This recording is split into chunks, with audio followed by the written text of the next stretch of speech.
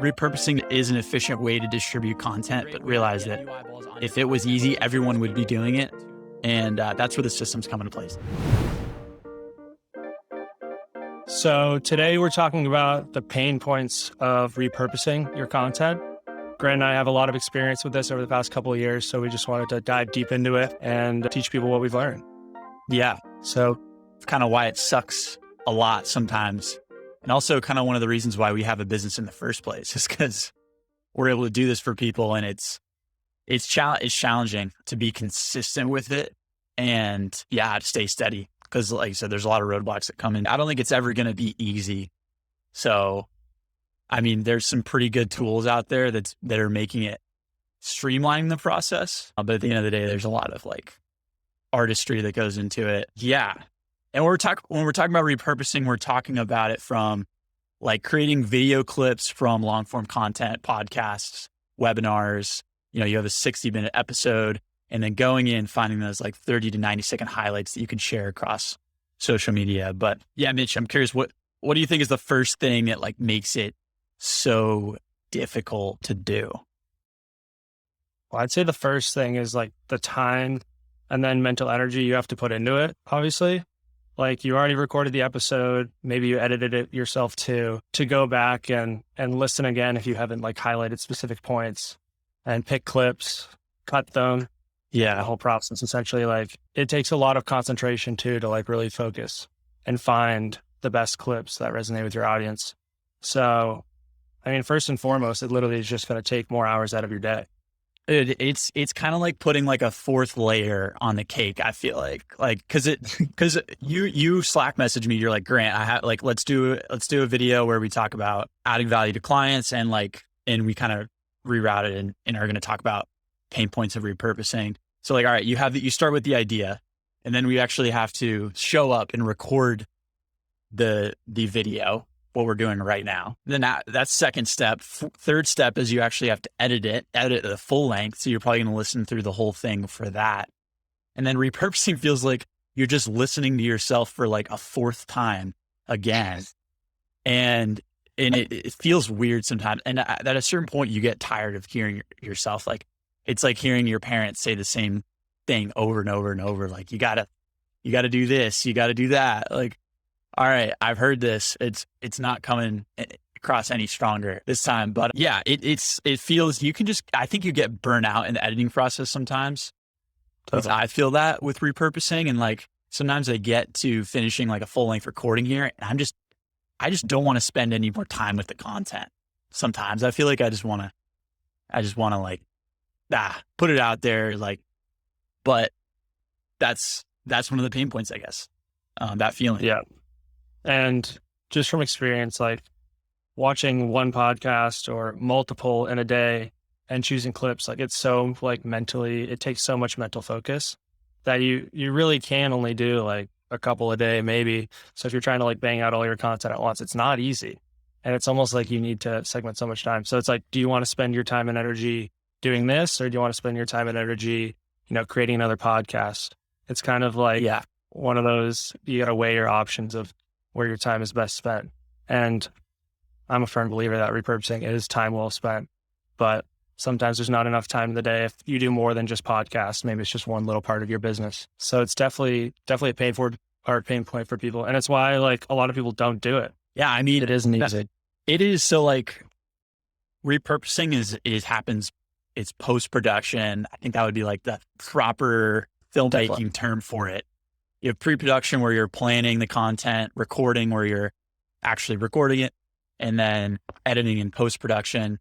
So like it happens after the fact. You feel like it's kind of an afterthought. And like you're saying, like you just we're always like wanting to focus on the next thing, the next episode. And especially, I know with a lot of podcasters, I mean, they have like a weekly release schedule. Some people are doing it on a daily basis, which to me, if you're going to do it on a daily basis, you got to have insane systems. You got to have or a really good team behind you. But like, if you know that like the next week deadline is coming to post a new episode, it can be really easy to put repurposing like on the back burner because you're like, oh my gosh, I need to be focusing on the next episode. But also you have to realize that like repurposing is a big aspect of actually getting exposure for that last Yeah. episode you recorded, I feel like there's a certain sense of like, you have to really appreciate what you've created in the past and realize that there's a lot of value there, and be willing to like continuously share it and actually focus on really spend quality time editing it and repurposing it. Cause if you're always just focusing on the next thing and the next video, the next episode, then I don't know. I think you can get in this hamster wheel sometimes and not really focus on what matters. I don't know. I think that's where though having like someone else focus on repurposing is important. Like whether you have like a podcast manager or a producer, or you're working with like a freelancer or an agency like us, is like you can just record the long form content and then we handle all the repurposing from there, and can honestly probably do it better than the actual podcaster can. Cause like you said, there's just only so much time in the day. And like, this is also what we do all the time. So yeah. And I mentioned to you a few times, Also, like I feel too close to the content, you know, if we record it, Yeah. you need outside help. That's exactly what I was going to say. Like outside perspective can help immensely. Like we all have our own biases and whatnot. I think an outside perspective can like really help, especially like choosing the best clips. And then obviously it saves the creator themselves mental time, bandwidth, energy. And then if for some reason like the clip doesn't align with what the creator thinks is good, like you can always change it or go back to the drawing board. But 95% of the time, it's usually spot on. So That makes me think about like, what if there was a way to source your clip selection from your audience? So like you post a long form content and say it's on YouTube, and then for some reason in the comments, someone keeps saying like, or different people are saying like, I love what you said at like 4 minutes, 34 seconds.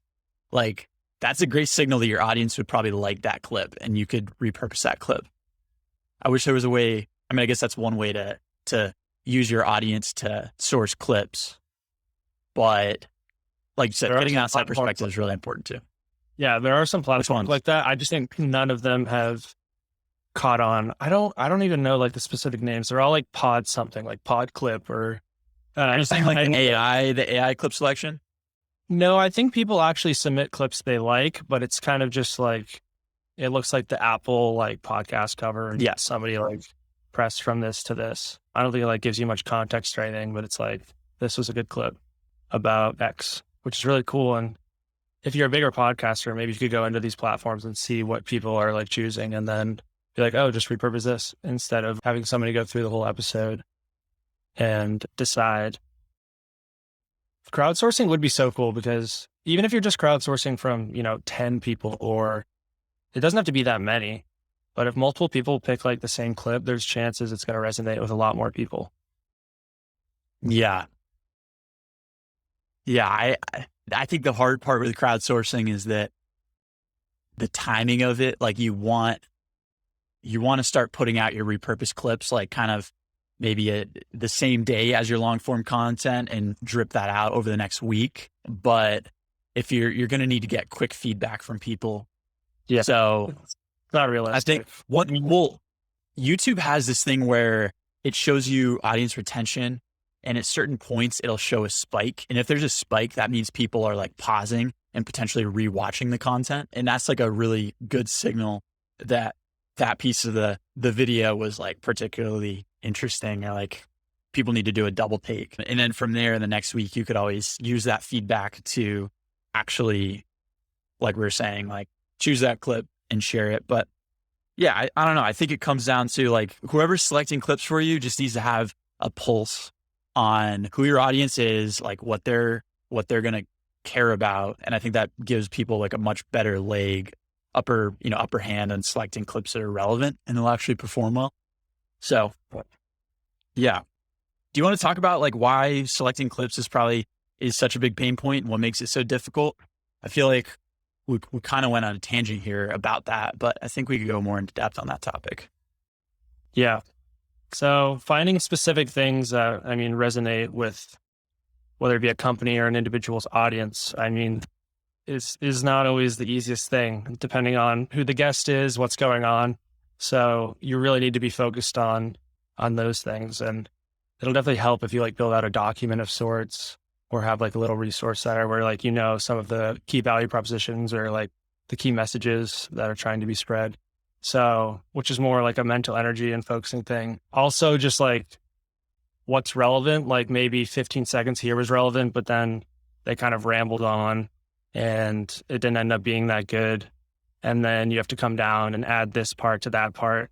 Like repurposing, sometimes it's not just the raw clip, like at least with the work we've done, it's, you can combine two parts that are still about the same topic usually to make it sound good. So it's like thinking, oh, maybe this thing from up here works well with this thing down here. It's like putting the puzzle all together. So keeping what was previously said in the back of your mind as you're continuing throughout the podcast. Luckily, you can usually just like clip what's good already, just in case you want to use it later.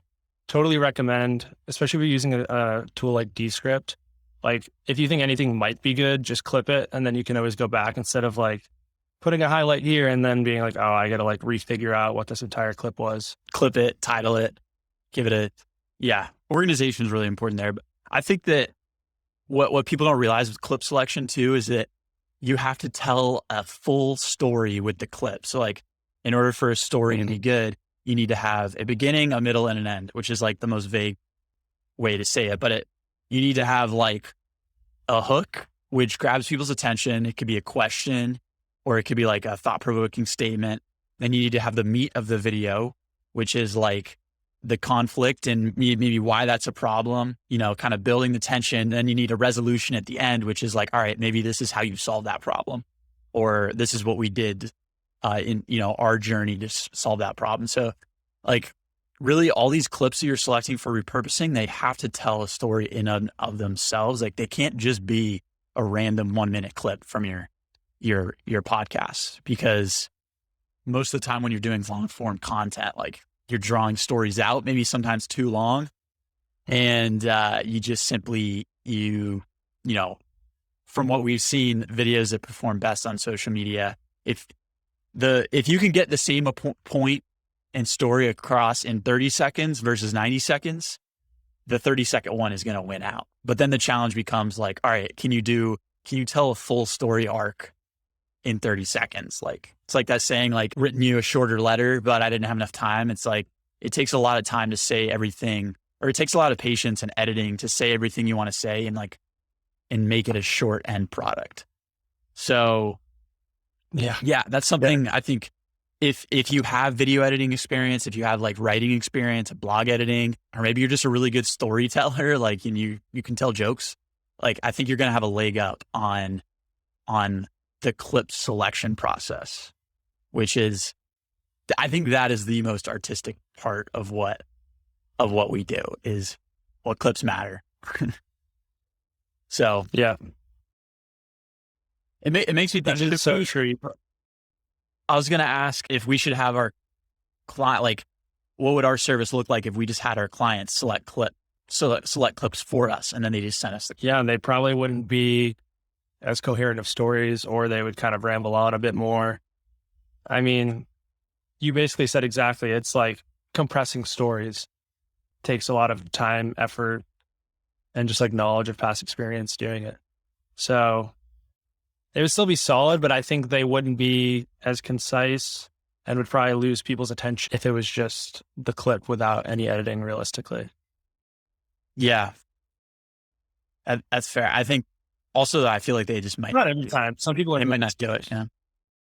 Yeah. Like it's such a patient process that I think they just might not do it. And if they did, they might just like burn out over time. But I mean, the tool, what's exciting is the tools are getting, so like we're on Riverside FM right now, and I can press mark clip and it's going to create a marker on this piece of content so that 1705, I can go back and check out that clip. What I find though, is that if I'm trying to focus on like what you're saying and things of that nature, it's actually really hard for me to do both at the same time. So I feel like in order for that feature to actually work, you almost need like a producer that is sitting in the room with you. And they're like, if they saw something, if they heard, a 90-second spiel that was really hammered home a point, then they press mark clip, and then you could, use that section. But there are some tools that can help with that. But I don't know. I like when we're having a conversation like this, I like to be fully in the moment and not thinking about anything else other than like, having a conversation. Try not to think about the post-production. Yeah. The last thing you're thinking about is, like, oh, was that just like a good clippable material?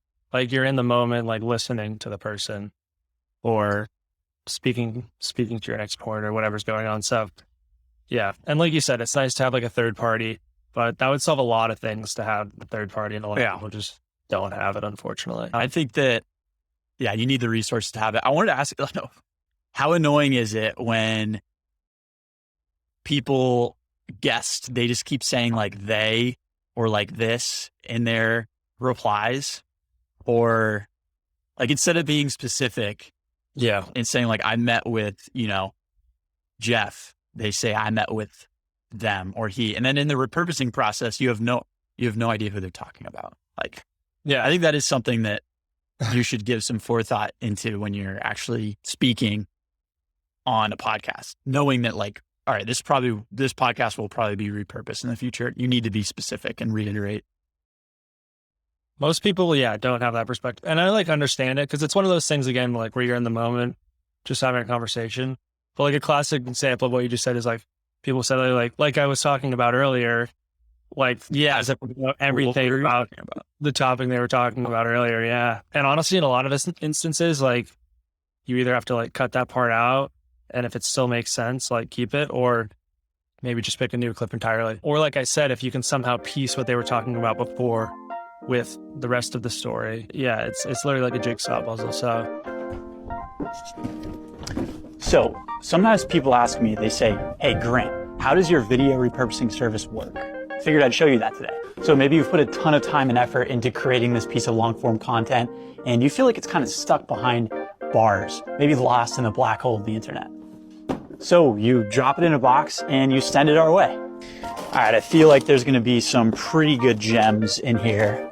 Let's give it an open. There it is. I don't know why you'd send us your episode on a record player, but let's run with it. So we know there's a ton of 30 to 90 second gems in this video. In order to find those, we're gonna spend some quality time with your content, get to know it, and really find those good clips. One more. I got it. I didn't expect that to explode. Okay, so the good news is through spending some quality time with your content, we've found a piece of the conversation that your audience is going to love. And it might have some rough edges, but we're gonna go ahead and clean those up the best we can. We found some really helpful tools over the years that have worked with this. Sometimes you need to glove up sharp edges, I might add some tape to help repair this sharp edge, make it safe for your viewers. Now from here, we've got those short form pieces of content. We can drop them in a folder to send right back to you. All right, so in all seriousness, we really do try to make our service as easy as 1, 2, 3. All you really have to do is take that long form piece of video content you have, whether that's a webinar, podcast, live stream, or YouTube video, share it with us in a Dropbox or a Google Drive folder, and we're gonna take it from there. We're gonna send you back engaging content for you to share across social media. We're gonna do our best to save you as much time as possible and get new listeners for your content to help grow your business. So thanks for watching this, everyone. Have a good one. Yeah, like I've been watching a lot of filmmaking YouTube videos recently, like Casey Neistat talking about how he does his filmmaking, and there's this one guy, his last name's like Hillier or something like that. He's done a lot of editing for like Logan Paul and some other big YouTubers, but now he's starting to create a lot more of his own content. And he comes from like more of like he went to film school actually.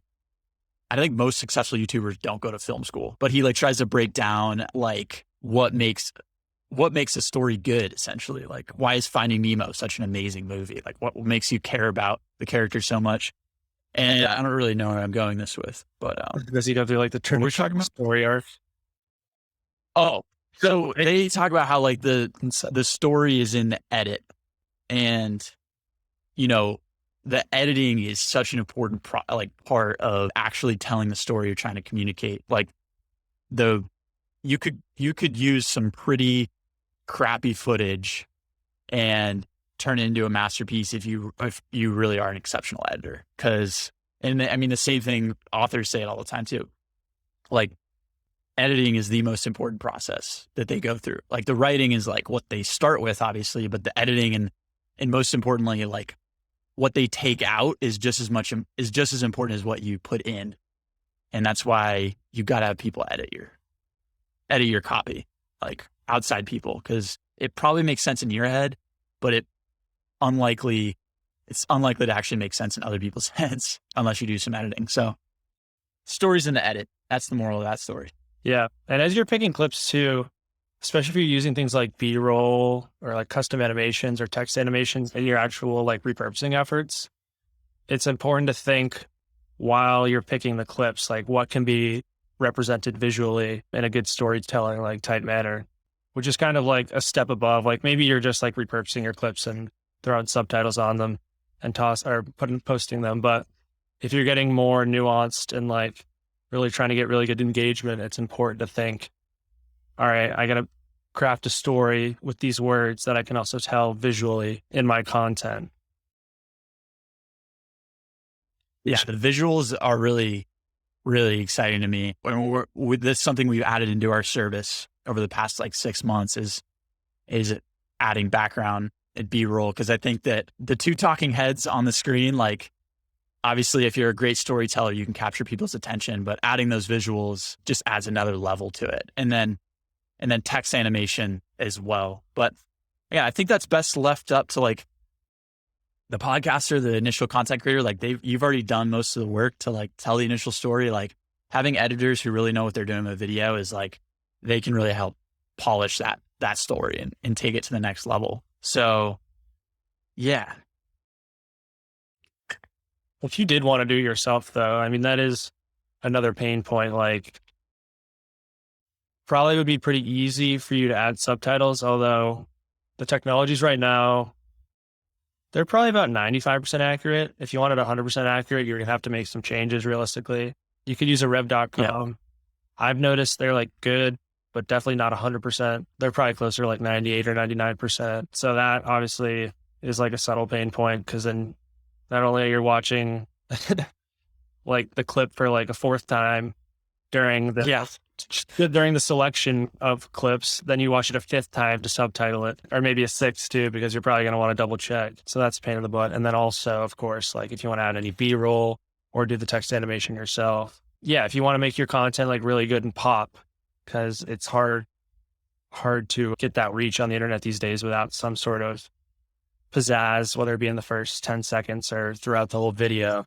So unless like Grant said, you have like an amazing story. Like I've noticed comedians, they really don't anything. Their subtitles, like because they're telling such like good stories or just funny stuff. Some like really influential podcasters, I don't know if it's whether they're saying all the time like is really good, or what they're saying all the time is really good, or whether it's just like people respect their opinion. Definitely not all the time. Yeah. Well, I mean, like in all the clips they post, I don't know, like for some people, the clips for sure, they're almost always insightful, but people also just respect what they say and who they are, so they'll just like listen.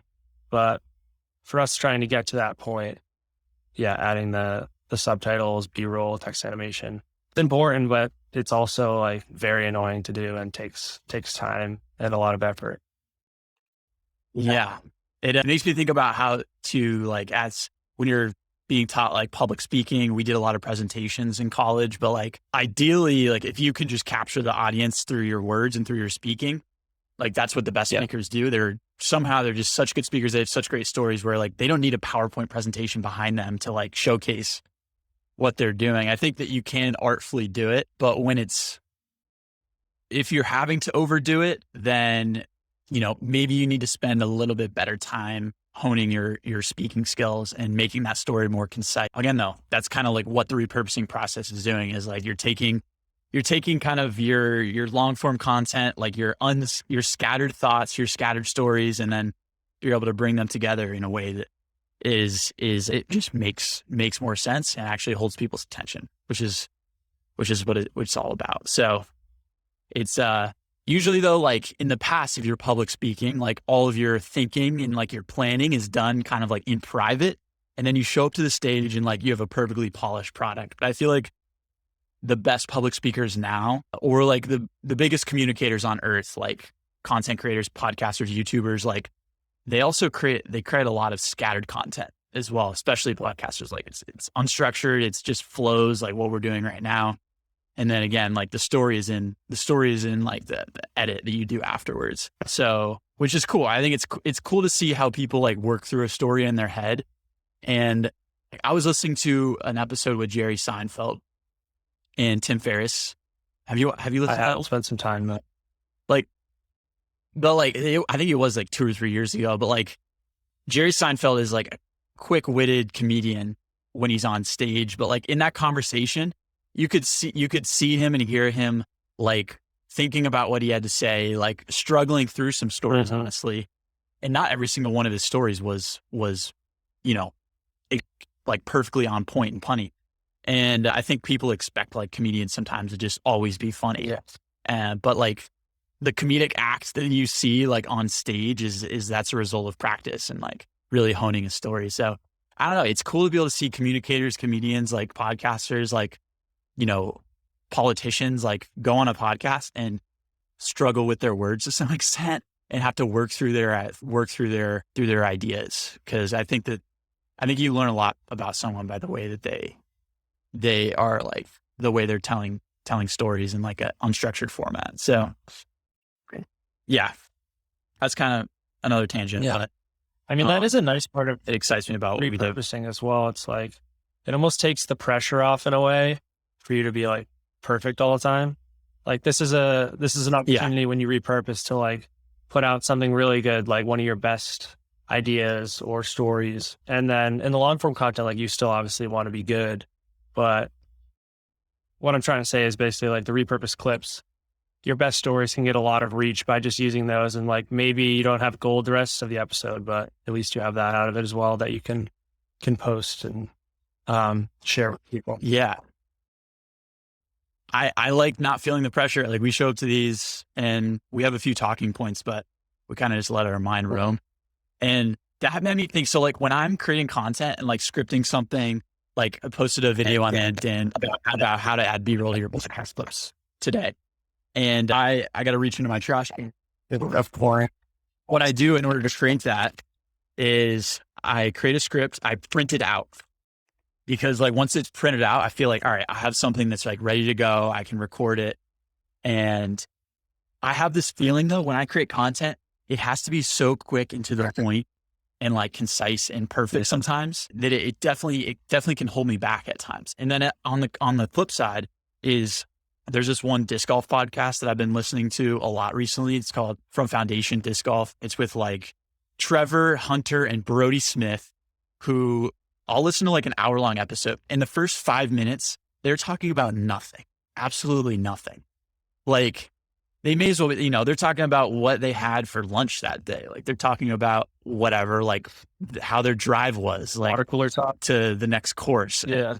It's water cooler talk. I'm like, and some not, but the thing is like, I actually like listening to that stuff. And so I put all this, and we like people in general, like put a lot of pressure on ourselves. Like everything you post has to be like to the point, like deliver a message and value. But then at the same time, you like listen and watch stuff all the time that is just like, is slower moving. And I don't know. And that, I think that's a good realization, but I think I've been learning a lot recently about pacing and rhythm with video. So like in movies, like they have an average scene length. So the average time of like cuts in between like this, this view of the camera angle to this view of the camera angle is 4 to 6 seconds. That is the average rhythm of like films. And then if you want to do a fast cuts, like bam, bam, bam, bam, bam, they're usually about 1 to 2 seconds. And then a slow cut, it usually will, focus on someone for 12 seconds. And with those slow cuts, that 12-second cut, you really end up focusing.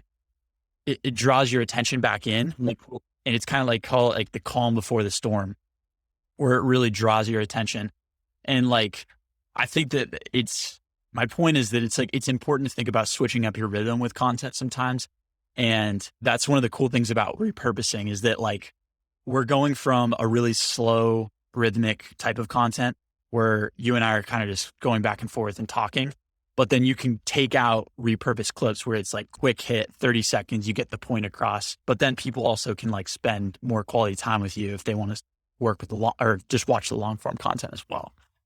So like there's no one type of content that I think everyone, it just fits into, like likes to watch all the time. Like we like to vary it up and things of that nature. But I'm kind of venting here a little bit because like I was saying, it's like all the time I watch long form unstructured content. It's just banter and it's fun. It's like a little more peaceful. And then I put a lot of pressure on myself to create content that's super concise and perfect. And yeah, so I'm glad we're here talking about that.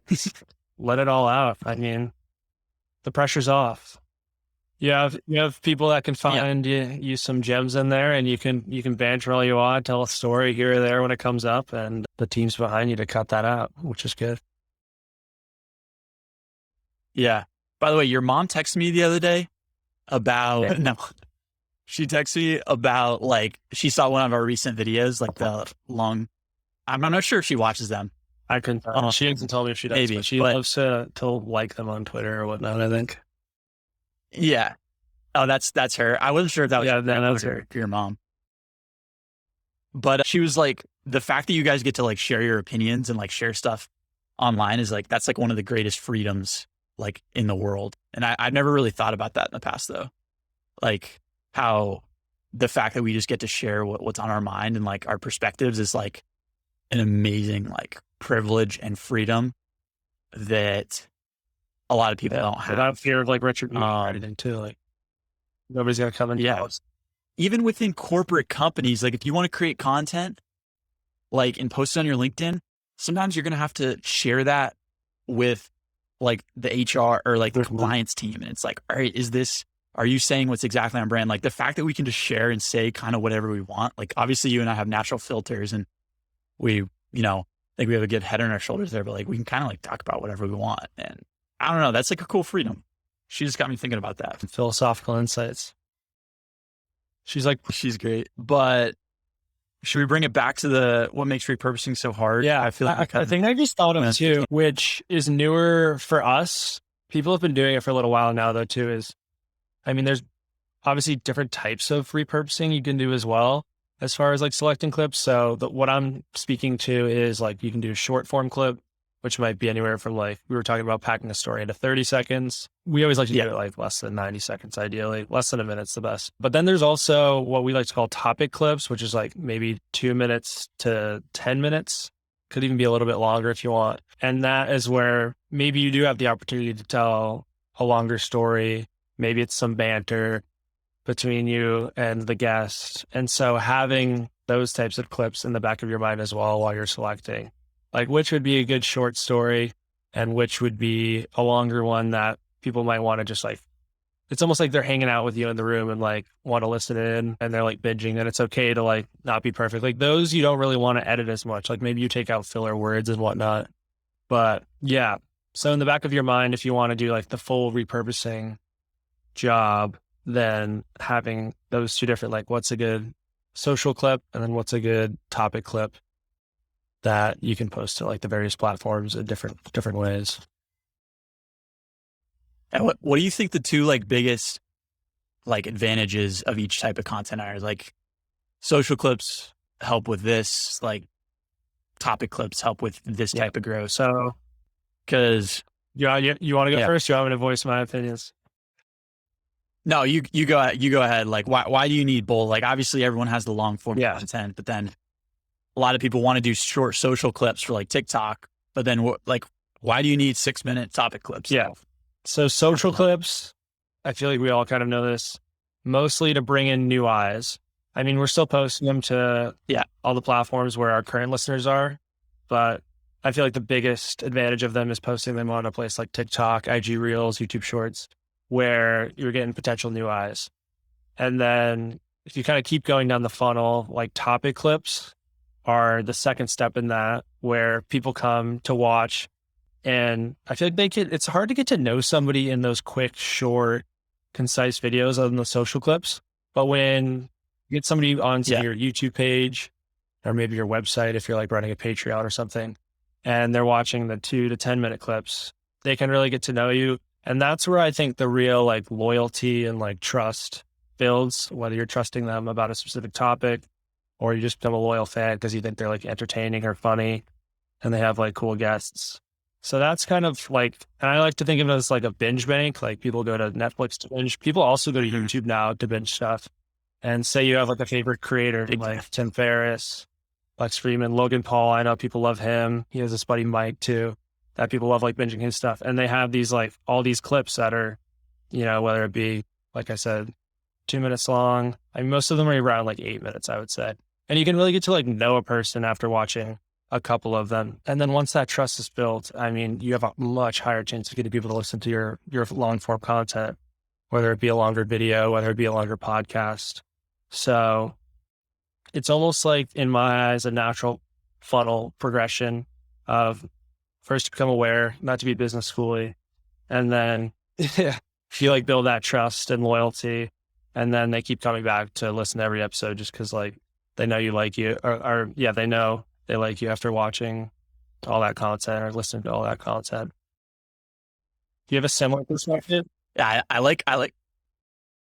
So I was saying, do you have a similar perspective to that, or is it like some key? Oh, well, no, I like how you took it more from like a qualitative approach, where like, because what I was going to say is that social clips, like 30 to 60 second, like say like vertical video or posting on LinkedIn, it's a great way to get, you know, exposure, quick exposure, to get new eyeballs on your content, like introduce people to your content. And the thing though with that is that you might get a ton of views over the next like 2 days or maybe 1 day or even a few hours, but then it just kind of shuts off. Like those clips, like the longevity of them is kind of short. But whereas for topic clips, like generally you're taking out a specific 4 to 10 minute segment of the show. It's about a specific topic. So like we did one last week on traveling as remote entrepreneurs. And then we took out a topic that said, it was basically why we think that you should only travel for like 3 weeks plus at a time. And we talked about it for like 5 or 6 minutes. And if someone's on YouTube searching for that specific like topic, or if maybe they're watching other videos that have a similar topic, that video is going to get shown to them consistently over longer periods of time. So the longevity of that video, maybe the first 2 weeks, it doesn't get a lot of views, but over the course of 3 years, it starts picking up steam and accumulating views. And then again, like what's likely to happen is that the people who are watching that topic video are going to start watching your new long form content you're posting now, maybe some of your old long form content as well.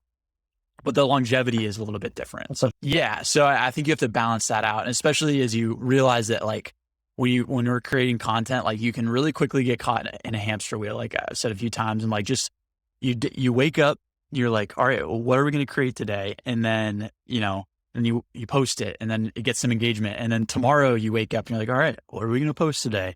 And then you do it again and again and again.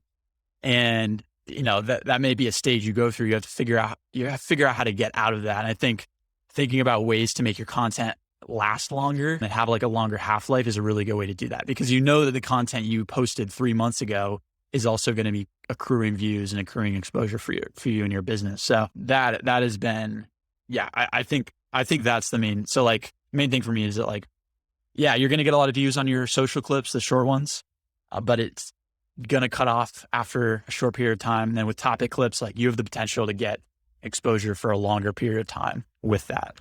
So it's a good dual strategy, short term and long term combined. I mean, the topic clips have potential for like compounding over the years, like you said. And I never really thought about the short ones as much of kind of just like being there for a little while, then most of them die, like almost all of them. You can bring them back, you know. Yeah, they don't die, but they just lose their relevance. That is true. But they totally like lose their, I mean, it's kind of like they do in a way. It's like they get lost in the, people aren't really going back to look for them, most likely, unless. No. Whereas with topic clips. What? People do binge. Like, I like the way TikTok is set up where like, I think you can pretty easily binge through someone's account if they have really good content.